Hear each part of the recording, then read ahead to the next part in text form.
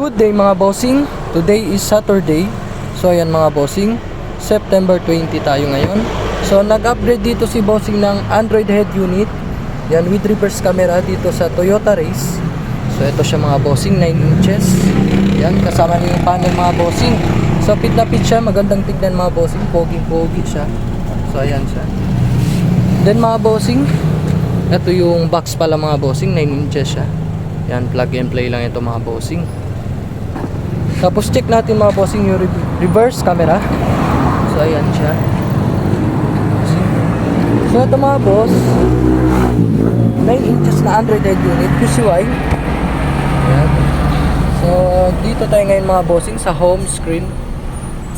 Ayan. Check natin yung mga application niya mga bossing. Ayan siya.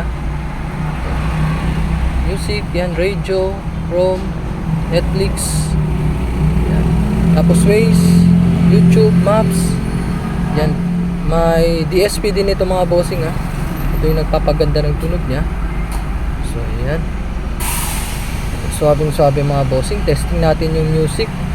So ayan. Working din yung steering control niya mga bossing. Ayan. Working yan lahat. Next and volume. So testing natin yung reverse. Yan, automatic na siya magtutubo sa reverse camera. Ayan siya mga bossing. Ito mga boss, yung kasama niyang USB slot, dalawa. So kasama na yan sa package. Yan, pati yung panel din. Sa YouTube tayo mga bossing. Kasi natin sa YouTube muna. So ayan yung YouTube mga bossing. Play natin, testing natin yung audio. Sobrang gandang tunog niya mga bossing ha. Tapos mga bossing, yan, ito yung Honda Jazz din na ongoing installation tayo. Android head unit din ito mga bossing. Yan yung mechanic namin, si Robert.